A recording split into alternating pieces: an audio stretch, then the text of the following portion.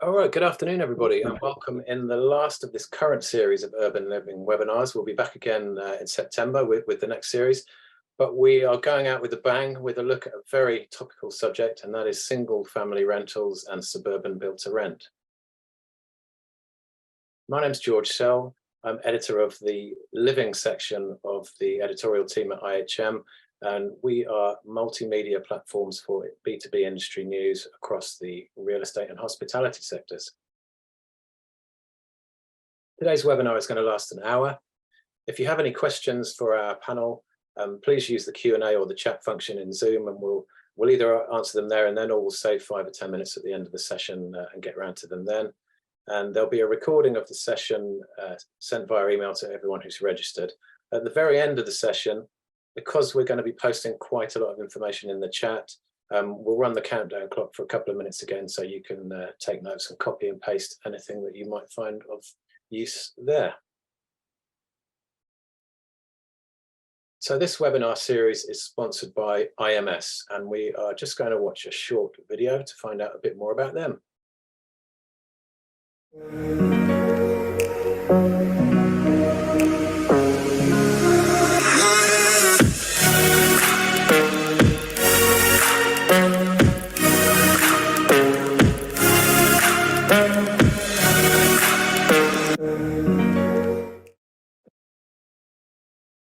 So thanks to IMS for sponsoring. If you'd like to get in touch with them, you can see Leo Colgan's contact details in the chat there, and also their web address, so do drop them a line. So before we meet our panelists, I just wanted to show a few screen grabs to give the conversation some context, and these are all stories that we've run on our Urban Living News website over the last few months. So you can see the first two are about large-scale institutional investment into the suburban BTR and single family rental sector. The third one on the right there, just to show that this trend that we're witnessing in the UK is also being mirrored in the US and other markets. On the next slide, again, more entrants to the sector. Moda we'll hear more about in a minute, because Rob from Casa by Moda is one of our panelists. The story on the far right there, this was a recent CBRE report which showed that investment into UK build to rent was down by 41% year on year, but that did include a record amount of investment into single family rentals, 408 million of investment in the first half of this year, with a further 300 million under offer. So this is a sector that's really starting to take off. And then finally, a couple more entrants into the sector. Long Harbour we'll hear a bit more about as well, because Sowgol from their management arm Way of Life is here. It's another build-to-rent operator going into this space, and Present Made is Apache Capital's single-family rental division as well. So as you can see, there's a lot of momentum behind what we're about to talk about. So let's meet our panelists. We'll go from left to right as we see them on the screen. Sowgol, I think you're having a few tech issues, so we can hear you, but we can't see you. But could you just give us a quick introduction to yourself and to Way of Life, please? Oh dear, now we can't hear you. Try again, Sowgol. Oh, no, there's no sound either. We'll come back to you, Sowgol. Graham, good afternoon to you. Could you give us a quick intro, please? Good afternoon, and hello everybody. Thanks for the opportunity to speak here today. So yeah, my name's Graham Sibley. Whilst I'm an independent consultant on stakeholder communications and relationships in the build to rent and affordable housing sectors, I'm here really to represent the UKAA, who I work primarily with. UKAA is the representative body for the build to rent sector, raising awareness, quality standards, and sharing best practice in build to rent. We have around 320 members, embracing everything from investors, operators and developers, right through the value chain and the consultancies, and to the supply chain as well. We're increasingly getting involved with not just multifamily, high-rise, urban build to rent, but increasingly more into single family, which we're obviously about to talk to today. Yeah, great stuff. Thanks, Graham. Rob, welcome to you. Hi, I'm Rob Gill from Casa by Moda.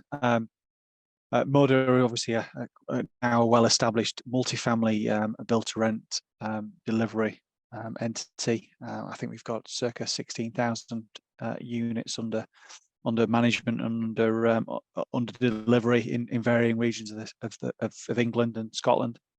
The Casa brand is the single-family build-to-rent offering that is looking to deliver 5,000 homes in as quicker fashion as possible within the English and Scottish markets. Thank you, Rob. And Niki, good afternoon to you. Hi, thanks for having me. My name's Niki Kyriacou. I'm the sector lead for Build to Rent at NHBC. We work with developers and investors in providing warranty, provision, and long-term asset protection. We tend to work with people from a very early stage, from REBA stage 3, and given our claims history, we can design out issues before we even get on the ground, really. So it's a really exciting time for us. There's a lot happening in Build to Rent, and we're working with some very exciting companies and on some fantastic projects. Thank you, Niki. Aha, Sowgol, I can see you. This is good. This is progress. Can you hear me? I can hear you as well. So apologies and sorry for a bit of a glitch at the beginning. My name is Sowgol Zarinchang. I'm the Managing Director of Way of Life. We are the management platform and we are currently operating under Build to Rent umbrella. We got 7 buildings under management, over 1,500 units, and we operate in London and we also operate in Midland as well, being Kent, Birmingham and Leicester. And we're excited to be part of Long Harbour next journey, which is the single family home. Excellent. Thank you, everybody. Thanks for joining us. Let's start by talking about the size of the potential market. I think I read last week that currently single family rentals make up about 12 or 13% of the total build to rent inventory delivered so far. But how big do we think this market is potentially? And how are attitudes to renting and home ownership enabling the single family rental sector growth? Graham, would you like to kick off with that one and give us your impressions? I think you might be on mute, Graham. Muted. You'd think I'd know how to do this by now, wouldn't you? Yeah, we've certainly seen a lot of stats coming out which are fulfilling this, confirming a growth in interest in single family. But currently, I think we've got institutionally backed single family build to rent homes currently accounting for about 0.3% of UK's rental houses. So it's small at the moment. We've seen reports from CBRE and JLL really saying that we've got about 9,500 homes currently in operation across the country at the end of 2022, with a further nearly 12,000 currently in development or having received planning and investor backing. So we're seeing some growth. In fact, JLL are suggesting that we've got a growth potentially up to by 2028, around 95,000 homes could be in the single family rental marketplace. So significant growth is coming.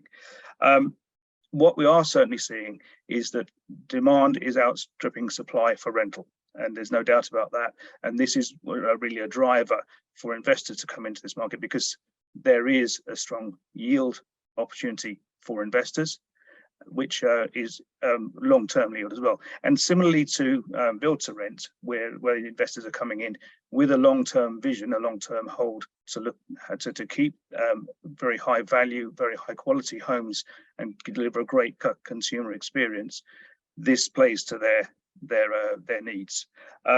In terms of perception towards rental, I think we are seeing some shifts here as well, and I think we've got single rental as a more attractive proposition. What single family rental offers as a build to rent is professionally managed, secure tenure, great support services, amenities as well in some developments, and these are the values of build to rent, which very much set build to rent apart and single family rental apart from buy to let or the rest of the PRS. And I think those values are going to come through. In fact, UKAA is leading some work now on codifying that work and the way that build to rent works in a code of practice, which will be launched later this year. Thank you, Graham. Rob, at Moda, how big do you see the potential for single family rentals to become a part of your portfolio? I mean, obviously the end user demographic is slightly different. It's older. It's predominantly families as opposed to individuals and couples. But the market is huge, and as we're seeing mortgage availability tighten, I think the attraction of this product is only going to grow. So how are you looking at this sector at Moda? Well, the first point I'd kind of bring up is that I think the stats that I've pulled from the OMS is that roughly 20% of the overall residential market is actually rental property, and many commentators are demonstrating that rental growth. I think the 13% you were referring to is about 5 years old now. We've seen a fivefold increase in rental mix across the UK housing market in general. I think it's currently just below 20%, and many people are forecasting that to increase beyond 25% in the next 5 years. That, for me, from the single family market, 50% of the overall rental market in the UK is housing. Now, to date, over the last 10 years, the multifamily market in the majority has delivered 70,000 plots. Now, if we were to deliver the actual need base, i.e. 20% of the residential market, there's a general acceptance that we should be delivering 300,000 homes a year in the UK. Now, simple maths would suggest that we should be actually delivering 60,000 units of BTR per year to purely meet the existing demand and not actually impact on the growing demand. There's been over a 40% increase in demand in the last 2 years, according to Zoopla. Now, for us, we see that as a massive undersupply. You know, at the heart of this is a undersupply in general to the residential market in the UK. And we haven't as yet, even at our peak, delivered anywhere near the 300,000 units per year that we need. And we've only delivered, as I say, 70,000 units of BTR in the last 10 years. So for me, the growth is undeniable.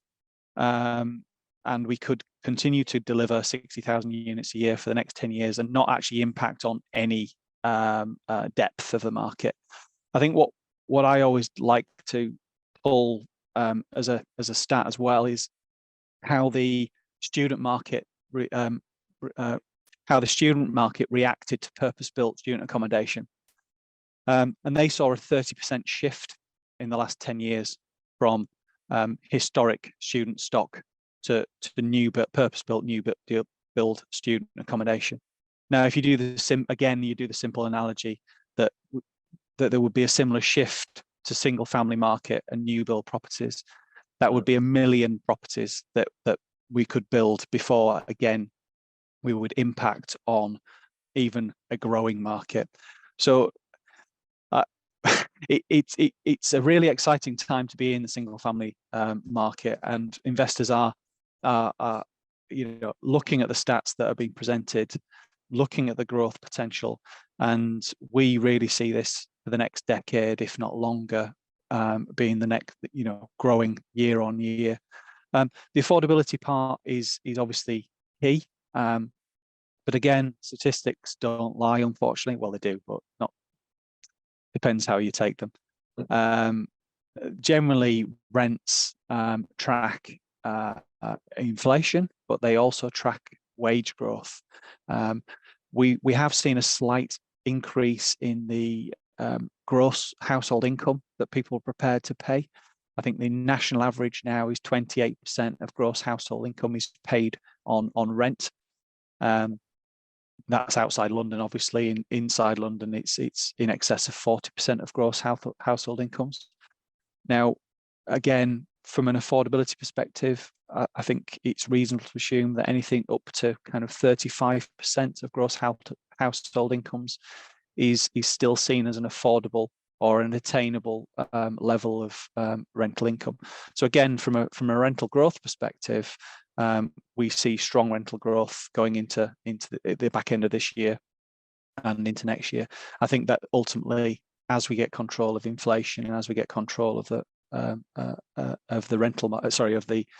employment markets, those rents will start to go back to their historical norms of 2-3%, but there is strong growth still within that market. Yeah. Thank you, Rob. Sowgol, from an operational point of view, I guess one of the attractions of this market, if you're already in the build to rent sector, is around customer retention.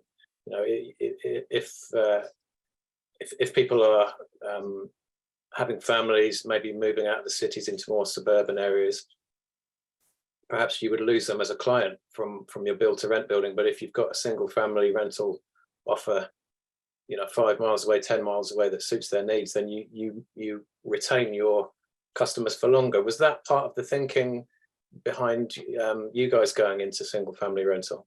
I think it was a bit of both, as mentioned by other colleagues, in terms of the investors' appetite and what they're seeing, and based on what's happening in, you know, Europe and also UK. They wanted to also look at this asset class, but they also recognize that, you know, we have the infrastructure in terms of the management to manage it. And we're seeing more and more families now living in a rental accommodation, which shows that they can possibly not purchase. With the inflation going up, they probably can see themselves being in a rental market for a bit longer. And now they have families, they have kids, they need to consider school. And they like to have a bit of like what I call a garden and landscape and a bit of a freedom. So I think that is also one of the reasons we start looking at the single family home. And I guess it's just a transition period for people as well. So if you lived in a, you know, apartments, that you move to the single family home before we decide to buy your own property, and you'd have more ownership when you're living in a single family home. Yeah, okay, thanks, Sowgol. Graham, with a few exceptions, most of the single family inventory has been acquired by investors from house builders as part of larger developments. Do you think this is likely to continue as the main delivery vehicle, or do you think the ratio of kind of purpose-built, purpose-designed single-family rental homes will increase? Muted again. Interesting question, George. Given certainly going back in times of Sigma with their Simple Life brand, and set out in partnership with Countryside, and have delivered a number of single family whole developments. So working in partnership is something that has proven itself can work with house builders. Interestingly, that more recently we've seen house builders doing more deals with single family investors because they see that there is scope for supporting sales of on their sites. In 2008-9, this is an issue that happened with the crash. Then house builders did a lot of deals with affordable housing providers, with housing associations, and that took a lot of their stock, which actually was very good for the house builders at the time. And I think we're with downturns at the moment on the private sale market, I think this is looking quite an attractive piece for the house builder at the moment. We've seen recent developments which are between Barratt and Citra Living, the Lloyds Bank-backed company, and others as well. So it's a mix there of demand, an opportunity to deliver whole sites and sell them through more quickly, selling tranches of a site through.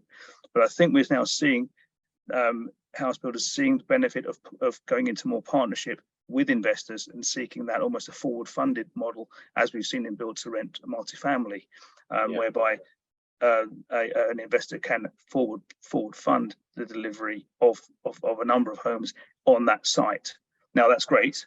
The challenge is and this is something I'm sure we'll debate later, will that deliver homes that are suitable for the long-term requirements of the investor as a rental home? And does it build the community type aspect, the social value that the build to rent is also founded upon? It's a question which I'm certainly interested in developing and understanding more with house builders over the coming months.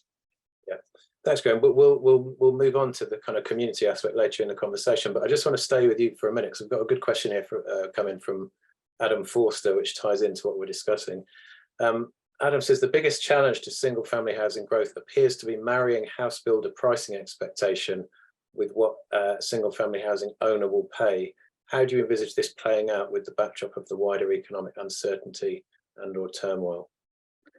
I think that will be a potential challenge in the short term, but if sites are developed with a different viability model, i.e. being a mix of tenure, which potentially could happen, then that pricing can be mapped out in a similar way to how things have worked with housing associations. The true social housing is very difficult to deliver through Section 106 in volume, and that affects the viability of the whole site. Working in partnership and planning together on a whole site, particularly when you get into a new area regeneration or a new village, in garden villages or whatever, then you have the scope to plan that in much more depth as a whole. Really, the whole site becomes the viability and the viability challenge, and the piece around what the price to the investor can be matched to the scale of the homes that are being delivered for private sale. Yeah, thanks, Graham. Niki, as these relationships between house builders who are delivering this product and the investors who are buying it for a long-term hold in the rental market, as that's evolving, are you seeing house builders alter the design of these units? Do they differ materially from the for sale product on the same developments, or is it more or less the same stock? Again, I think it's given the situation in which the investor enters the conversation with the house builder. I think at the moment we're in a situation where there is current stock available that house builders are working in conjunction with investors on. And so with that in mind, the design and everything has already taken place. Specifications could still be involved in the conversation, but in terms of very early doors, I think that will probably be more led later on when there's forward funding models in place. And that's part of the specification of entering into a partnership agreement. The likes of Sigma, which Graham mentioned, is a good example of that. It's a long-term approach. They've got a vision. They know what they want in terms of the type of product they're creating, the types of homes, and therefore they're working in conjunction with a quality house builder to help them deliver that. And it's ultimately going to be a Sigma house and home. So it really does vary. But I think that the key thing to remember is a lot of the family homes that we're seeing that are single family is very traditional in its approach. You know, it'll be semi-detached, terraced, detached houses, as you would expect. The difference is in what is the wraparound care that is offered from a single family rental perspective that you wouldn't get if you were just a homeowner. It's that community feel. How do you operate on that kind of scale, which actually will probably be quite difficult and different to multifamily, because sometimes they could be pepper potted around, but it's very much about having 24/7 security, having maintenance involved and helping every time that there's an issue like a leaky tap or whatever it might be, all the way through to how the bills are put together. So it's very much more about the hand holding that comes alongside it rather than actually what goes into the build. Those will probably be more traditional. Yeah, okay. Thanks, Niki. And on a related point, we've got another question here from Nick Sinfield. He says, to what extent will variation in freehold purchase house prices impact pricing of SFR schemes for investors, given the difference in purchaser, owner-occupier versus landlord? Is the current kind of house price uncertainty affecting these deals between developers and landlords? Do you want to pick that up, Niki? Sorry, can you repeat the question? Yeah, to what extent will variation in freehold purchase house prices, so you know the uncertainty we've got around house prices at the moment, how is that affecting deals between developers and landlords in the SFR space? So I think, they're looking at bulk deals, aren't they? So an investor will need to make sure it marries up with what the rental yield is likely to be to make it viable. So you're probably looking at a discount of 5 to 10% of market value. But again, it's very much based on a long-term strategy normally. House builders and the investors or operators that are entering into those conversations won't necessarily be picking up just a few and disappearing again. This is a long-term partnership between them. So I think it's just making sure that it stacks up, that there's a viability there, and that there's a reason for why it's being priced at that certain place. And it also does depend on location, I would say. Yeah. Okay, thank you. We'll talk about location in a minute, but in terms of the actual physical product, Rob, you're kind of starting with a clean sheet of paper, as it were, rather than having a range of house types like a traditional house builder. So will you be doing anything different from a traditional house builder in the actual product that you deliver? Yeah, I think Niki and Graham picked up on a couple of key points. I mean, we do have our own house types and our own specification. In order to generate longevity within the business, we look at a mixture of acquisitions. We do acquire housing from other delivery partners, and indeed a couple of our first projects are acquisitions that we've made from house builders. When we're acquiring stock from third parties, we have a criteria that outlines both our ESG investment criteria as well as our fit out specifications. There are other slight differences that we like to include within our house type requisitions, and that's basically to do with more contemporary layouts. House builders do tend to have a very traditional layout that we feel doesn't work often with today's family living. So we do tend to have more open plan living properties. But in fairness, the type of units that we're acquiring are traditional. There is a good mix of 2, 3, and 4 bedroom properties, terrace, semi-detached, etc. But the key for us is continuity of specification, continuity of ESG, and we'll obviously come on to it later, but the interaction between customer and landlord is of paramount importance, certainly from a Casa perspective and from a Moda perspective. And we benefit particularly through our experience through the multifamily platform. There's a lot of digital connectivity and neighborhood building that has actually filtered down from multifamily. We're still people. We still want to interact. We still want accessibility to a wider community. And we've learned a lot from that multifamily platform and how digital connectivity can help in that respect. Do you have any stipulations, Rob, about unit sizes? Do you have minimum unit sizes, and does that extend to maybe outdoor space as well, which is something that's become increasingly important to people? We focus on good design. The minimum standards. I'm not a massive advocate of national described space standards. I think there's too much emphasis on bedroom circulation areas, which in many respects doesn't impact on the feel or openness of a property. I think I think it's right to have a standard that is reasonable and accessible to everybody. But I do think that some of the onerous space standards that are being put forward by many of the local authorities now, especially Manchester, are beyond what is affordable for many. And I think really we should be looking at choice.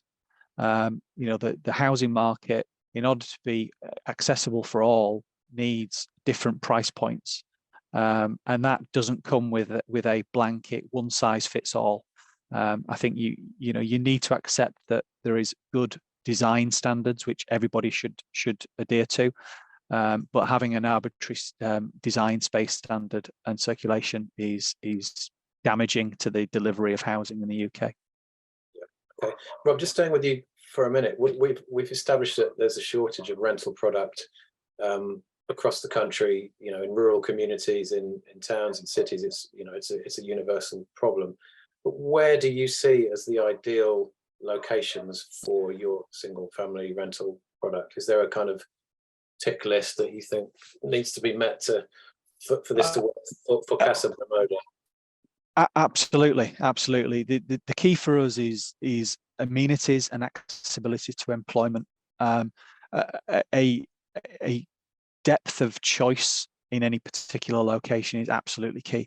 I do think that the urban suburban fringe works particularly well for the single family market. Yes, we are slightly higher density than the traditional house builder, but we rely on the fact that those locations offer ease of access to employment, ease of access to food retail, ease of access to social and leisure facilities that are on your doorstep. As I mentioned before, we've got a real focus on digital connectivity, and we've got a platform that we've designed through Moda and through our multifamily that allows connectivity of those facilities via the app and via that community. So we feel that those have to be on your doorstep. You have to have a good choice of employment. You have to be able to access that employment. So that's through public transport, through private transport, but equally you need a good array of schools, you need food retail, you need the whole thing. We find that the majority, I mean, let's not beat around the bush, there is demand for rural rental property, but we are looking at a large proportion of the market, and therefore we are focusing on city fringes and major community towns, and most of those locations offer that amenity that we want. Yeah, thanks, Rob. Sowgol, does that kind of chime with the locations that you will be looking at for your single family rental products? Absolutely, and I think everything that Rob mentioned is very valid, because when you're looking at a single family home, your community is actually wider than your building, and how you can integrate with that. And it's all about school, transport, GP, and even local shops as well. So I completely agree with Rob, and I think there are lots of similarities between built to rent or multifamily and single family home. People still needs to have that line of communication. Their repair and maintenance is quite important, and they're all looking for somewhere safe and secure to live. It doesn't matter if it's a block of apartment or if it's just a single family home. So all of the things that Rob mentioned is also on our agenda and a target. Thanks, Sowgol. One of the trends we've kind of seen in residential over the last 10 or 15 years are these major multi-phase regeneration projects that also include, they might include employment space, they include schools, they have a lot of green space, and the garden villages is one good example. They're essentially new communities. Niki, when these are being master planned and when the house builders and other developers are getting involved, are they setting aside a certain proportion of the development specifically for rental homes, or is that decided later in the process? So it always depends on the conversation being had with the local authority. Sometimes it's a JV with a council. So for example, the way Related Agents working with Barnet, is a good example of that. You can't really have any major regeneration project without there being housing as part of the mix, because that's what underpins any community in terms of it thriving. And the whole reason why Argent are doing it is because they're also bringing in the retail elements from a high street perspective. As a kind of benchmark, I think it's around 30 to 35% of a project should be housing or affordable housing. But it really does depend on the tenure, because you are going to have different elements of that. With most of the big developers, they will have a mix of rental products, so shared ownership, for example, build to rent, and then of course for sale product as well. But the key thing is, in order to unlock some of these sites, you need to provide residential homes. It's no surprise that King's Cross is as successful as it is because it regenerated a whole community and brought the community along with them. But it really does begin from the moment you're starting to get planning, to get the community on board, find out what their needs and requirements are. The other thing to bear in mind is that a lot of developers are mindful of the social impact of anything that they are building. And for them, it's finding out what other provision is required in those areas. So I think Rob mentioned it earlier on, but it could be around healthcare provision, or it could be about funding schools. So it's not just about the housing, it's also what else is going into that mix. And then interestingly, let's look at some of the new players that are coming in. Although it's not single family, you've got the likes of John Lewis, who are exploring what they can do to add value and weight to an area, community where they already have Waitrose stores and are building on top of those. They're not going to be high rise, but it's all adding to that feel of rental, adding something to an environment that is really important for the wider community and also helps with the economy as well. Yeah, thanks, Niki. Graham, did you want to come in on that point? Yes, please. Yeah, I was really saying just to add to what Niki said, what we're finding is that build to rent is often seen in regeneration programs as a catalyst by creating, if you get build to rent in there first, it attracts the infrastructure and it's quicker to get people within and occupying, and that can build the sense of momentum for the rest of the site. And we're seeing that quite a lot. Niki mentioned there Brent Cross and King's Cross as well. I've also seen it actually live in Milton Keynes, where you've got expansion areas in Milton Keynes, which are as that city grows, and rental homes are being built first, and the infrastructure is filling that around. And as Niki mentioned, the schools, the doctors, they all come with it. And if you've got occupiers in a development right from the start, it just creates a buzz right from the start as well, and the infrastructure is in place. So that position of build to rent as a catalyst, almost the first building block of occupation. Yeah, okay. Graham, sticking with you for a minute. We deliver these webinars across a range of asset classes in the living sector, and a common theme that we get, particularly in things like co-living and later living, is that planners don't really understand what we're trying to do, and they're holding back delivery. How comfortable are planners with the rise of single family rental? Have they got their heads around it, and are they on board with it? I think, as with anything, it varies by local authority. Some areas are much more progressive and attractive. I mean, I'd mention Milton Keynes again because I do a lot of work closely in this area. But certainly you've got the Milton Keynes Development Partnership, and the council is very pro build to rent and single family rental, and it does everything it can to attract investors in that and making planning relatively easy for it. Other areas are less understanding. It's certainly some work which UKAA is leading alongside, along with the British Property Federation, to really get an education piece across local authorities and planners, so they understand what build to rent and single family rent really is about. It's not all about high end development, which is only for the rich. It's really for renters, for everyone, really.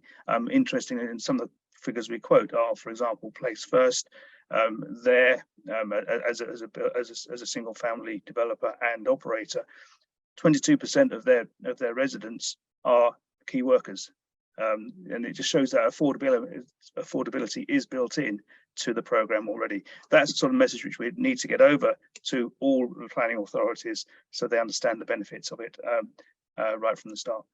Yeah, thanks, Graham.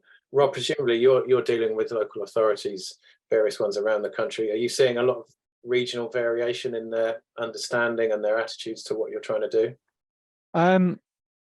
I think I come at it from a different angle. I think the single family rental market is a forgotten sector often within the planning system. I mean, you only have to look at local plans to see how many of them are silent on affordable provision within single family housing, and therefore default to the MPPF. They also see it as a quasi affordable product, which I often have to remind them that the products that we're delivering and the aspiration for our product is that it is as good, if not better, than the open market sales product that would sit next door to our site. You know, we are offering a higher level of ESG. We are offering a higher level of digital interactivity. We're offering a higher specification, albeit the wrapper that product sits within is very, very similar to a Bellway, a Barrett, or a Persimmon site that ultimately we might be acquiring from. So as a result, you know, the rents that we're charging are market facing. You know, it's not an affordable product. It is it's still very much an attainable product, and it is at a price point that is often more attainable than home ownership. But to the majority, it's still a significant investment or a significant proportion of their gross income. But we feel that is more of a choice. People are choosing to rent. For a number of different reasons, you know, and I'm sure people have heard them all before. You know, ease of transitory working, lifestyle choice. You know, what stage of your life you're in. Are you a newly forming family that hasn't quite settled down yet? Are you a newly exiting family that needs new accommodation? You know, there is always a reason to rent, and I often when challenged, you know, why would someone rent rather than buy? I often say back to them, well, have you ever rented at any point in your life? And 99% of the time, the answer is yes. Well, there you go. You know, that if you take a straw poll of 10 people in a room, I can guarantee that 9 people in that room would have rented at some point in their life. And if they have the choice of renting something that is institutionally managed, of exceptional quality, with great environmental and social responsibility attached to it, and a landlord that cares about them and wants to work with them to give them the best experience that they could possibly have, why wouldn't you? When I have rented in the past, I've never found it a particularly user-friendly experience, but I know things are evolving. So how do you address that? What are your do you have like a minimum length of stay, for example, and things like referencing and depositing? Are you consciously making an effort to make the whole process easy for people to move in? Yeah, I think you know, that's not my particular expertise. I'm very much front end about bringing the opportunities in, but you know, the ethos behind Moda is root and branch. It is entirely customer focused. You know, the multifamily offering is such that you are treated like a customer. You know, you are a valued position, and many of our many of our employees come from a hospitality background rather than a lettings background, and you know, that ethos runs through the whole company. We want to work with the customer to make their experience as enjoyable as possible. We want longevity of tenure. You know, you know, we are flexible. We can offer long tenures if the person desires. What we generally find is that people want, you know, 12-month contracts, which ultimately can be renewed. But if people want a longer contract, they can have a longer contract. And it's very much kind of listening to what they want, and trying to be as interactive as we can. Obviously as helpful as we can, making sure that defects or management issues that arise are resolved quickly. And I think Moda are the top now, the top BTR provider on Trustpilot. So you know, the proof is in the pudding, really, and the idea being that single family should be no different to the multifamily. It should be that interactive experience and of a high standard. Thanks, Rob. Sowgol, I guess one of the differences between multifamily and single family is that multifamily is often highly amenitized, and it also puts a lot of effort into creating a sense of community, whether it's through activities or getting like-minded tenants to team up with each other and so on. a two-part question here. What amenities do you think a single family rental development needs? What's the kind of baseline level? And how do you go about creating a sense of community in a development that's a very different and perhaps more spread out physical environment than a multi-family building? So I think it's a very good question, because when people are living in their own home, they're not living in a block of, with another 300, 400 people in the same block. So I think obviously when you're living in a home, you're hoping for a bit of a garden. You want to have like a car park space. Hopefully you can have some kind of I would say, as a simple term, a play area on the estate for your kids as well. So that will become part of your community. Sometimes it's quite challenging if you are purchasing only 20 or 30 of those, what I call homes, in a bigger estate, because they will deliver the homes first and then they will build the estate. But there are also some complex things that we've seen. It's like sometimes you might have tennis courts, you might have running track, you want to have community hub, and there are also the cafe and a restaurant around that which build your community. So I would say it's slightly different. In terms of running the event, you definitely have an opportunity to run some kind of an event for the state. Through COVID, we introduced a number of different initiatives, but it was more online and a webinar or through a different residence portal rather than anything else, which doesn't limit you. If you're still operating a single family home, you can have a residence portal and they can engage with you through that portal. I guess what you need to do is that just spend more time with your residents to let them know what's happening around them, what's happening in the surrounding, what are the local shops that they can go to and a local cafe as well, and hopefully bring them together in a number of events that you might run during the year. But it's not going to be dissimilar to multifamily aspects that you're running an event on a daily basis or a weekly basis, but you're certainly providing choice for people to engage with you, but maybe through different channels or as part of the state. Yeah, thank you, Sowgol. Graham, are you seeing any trends in terms of what amenities these schemes are incorporating, or is it still early stages for that to kind of settle down to a norm yet? Yeah, I think it's a little early, but I think there is evolution. I'll go back to we mentioned before about what Sigma set out a few years ago to do. They went into partnership with a builder.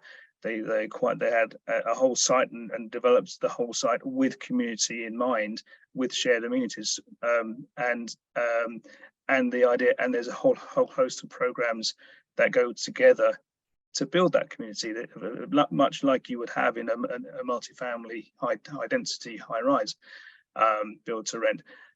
But that is where you have control right from the start. It's designed with that in mind. And we have a mix now of, as we said before, where you have tranches of homes within an existing site being sold as a package, where it's much more difficult to do that. So I think that's the evolution.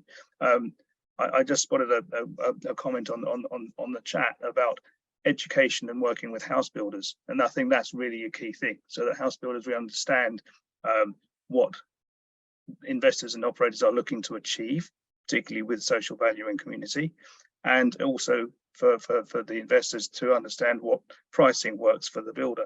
And that sense of partnership is what needs to grow going forward. So I think it's going to evolve. I know we as UKAA is doing a lot to bring house builders together with investors, and we'll continue to do so. But it's education and understanding going forward. Yeah, thanks, Graham.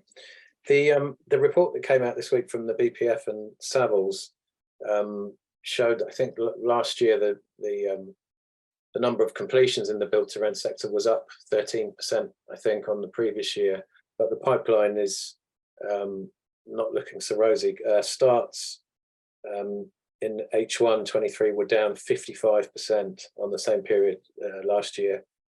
And in London, where high land values mean schemes are typically larger and more capital intensive, construction starts totaled 836 units, and that was down 80% year on year.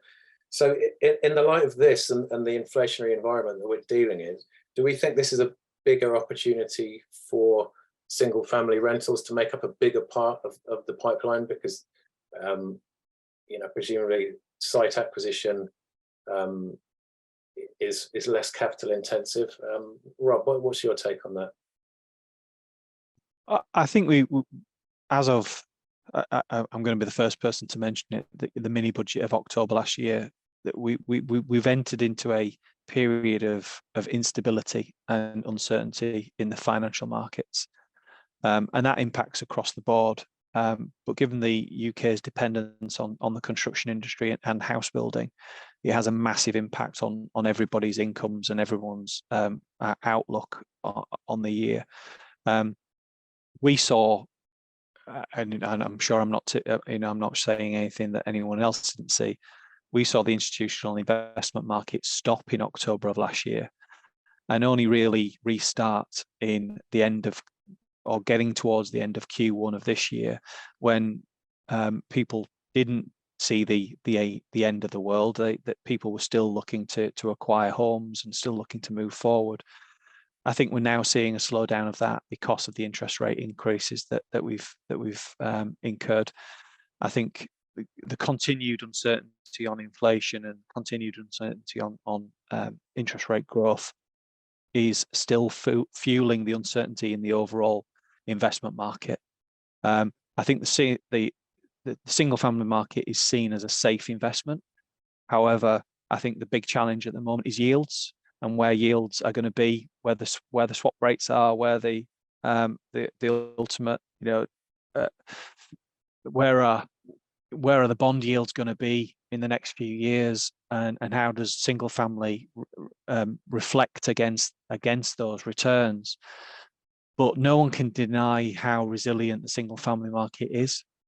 Single family market in the back of the 2008 crash saw less than a 3% shift in rental values, which recovered within 12 months. It showed an increase in demand through that period of time, and it's shown time and time again a resilience against a downward market. So I say to investors all the time, now is the time to invest whilst there is uncertainty, whilst there is the ability to acquire stock at a reasonable discount. And we're not trying to make hay whilst the sun shines, or take advantage of house builders that aren't maybe are seeing the sales rate slip. We want to buy our product at a fair and reasonable level that makes us a return, but ultimately doesn't prevent them from making a return as well. And I think as long as we are pragmatic in how we invest going forward, it will ultimately get us over this blip. What I hope is that when the markets do improve, that people don't forget the single family market and just go back to the status quo, because it is such a vast and important part of the overall residential market. We've got to continue to protect that. Do you think when this normalizes a bit, Rob, you might be more likely to develop more of your own product rather than buying in, or is that likely? Correct. To be? Yeah, I mean that's part of our long-term vision. We have strategic land holdings, and we have our own development divisions that we can deliver our own house types. And whilst the market was hot, that's what we were doing. We were looking to deliver our own sites where margins could support that. We are like everybody else. We are looking at the commercial market at the moment and seeing it is more advantageous to acquire stock whilst ever we can. So why not? And we've got to, because this window of opportunity may close in 12 months time, 18 months time. You don't know how long it's going to last. Yeah, thanks, Rob. Niki, did you want to come in on that point? I see you've got your hand raised, and then I'll come to you, Sowgol. Yeah, it's just a couple of points, really. I mean, there's obvious headwinds that have affected why multifamily has gone a bit quieter and why single family has maybe steered ahead a bit faster. Partly the fact that there's changing regulations afoot, with buildings over 18 meters needing more stringent regulations. So that in itself is going to affect the process and how long it takes for anything to come out of the ground. We've seen loads of schemes that have had to be pulled and gone back to the planning stages because they need to put back in a second staircase. So things like that is going to have an impact on viability. With single family, from an investor perspective, it's a little bit more resilient. There's an opportunity there to get people moved in quicker. You can buy your stock quicker. There's all those elements that make it a far more viable and quicker opportunity for investors to then start getting a return on their investment. I mean, in the year to May 2023, the MSCI monthly index shows that residential being the only sector with a positive total return. And that's compared to commercial property sectors. So that is obviously really key. The fact that average monthly mortgage payments in the UK are 17% more expensive than rents, and in London 29% greater, which Cushman Wakefield raised, shows that rental is becoming far more attractive to people because of that very reason. The cost of living crisis is biting. So if rental is going to be cheaper and you have the safety net of somebody that you can trust as your landlord, that of course is going to help as well. Yeah, thanks, Niki. And Sowgol, did you want to comment on that point? Yeah, I think I agree with everything which we've said here, but I think we also need to remember that, you know, Help to Buy also disappeared, you know, and people cannot get to the property ladder. And I know that people have a choice. And I think from an investment point of view, you have an ability to scale, you got less construction risk, and you have hopefully a residence who's going to stay longer. So in terms of the operational costs and a re-let, you reduce that risk as well. You have less complex buildings to deal with. And, you know, if you're, you know, you have a multi-family block, you cannot trade them one by one. You have to sell the whole building. But if you look at the single family home, and if things get, you know, out of control, then you can trade them much easier as well, which I think is quite appealing to the investors too. Yeah, that's a good point. We're nearly at the end of our hour, but I just want to go to one more question, another one from Adam Forster. And Rob, I just want to come to you on this one. Adam's asking, what is the percentage of SFH housing being offered furnished? That's a very interesting point. At the moment, we are looking at a furniture or a furnished model, and how we potentially create a rental position that is furnished. I think in the multifamily, it's as much as 90% of the properties that we offer are furnished. I can see a growing trend for single family to be furnished. At the moment, we're offering our properties unfurnished, but we are looking at furniture packs and a similar model that we have in multifamily. Again, the way that the rental market is changing in the UK, you know, from student accommodation through to multifamily and single family and ultimately retirement living as well. I think people are less likely to have their own furniture. Less stuff these days, don't they? Less, yeah, that's right. Yeah, so that is a very interesting question. Multifamily, it's dead easy. We've got the stats to show that it's upwards of 90%. I think single family, my guess is that it's going to be 50-50 initially. But yeah, we'll have to wait and see how that sort of pans out. Brilliant. Thanks, Rob. And thanks, everybody, for the questions. It's been a fascinating conversation. We're coming to the end. I just want to show a few quick slides before we sign off. As I mentioned earlier, we'll leave the session open for a couple of minutes so you can take some notes, because there's a lot of good stuff in the chat there, including LinkedIn profiles for our speakers and various other bits and pieces. So, as I mentioned, we're taking a short break for the summer from this webinar series, but the next one is on the 13th of September, and we'll be addressing some similar themes that we've talked about today, and it's called Build to Rent: Overcoming the Obstacles. It will be interesting to see what's happened to inflation by mid-September, whether it's slowing down rapidly, you know, because I think yesterday's announcement came as a pleasant surprise to some. It would be good to see that trend continuing. If you'd like to register for that session, the link is in the chat. And I just want to tell you about a couple of events that we've got coming up later in the year. The Urban Living Insights series are half-day educational and networking events based around various asset classes. And the first of those is taking place on September the 20th. And that's about the flexible workspace sector. If you'd like to get tickets for that, you can see them in the chat. And then after that, in November, we are going back to Dubai to put on an event for the first time in a few years. Always fascinating going over there and seeing how things are changing.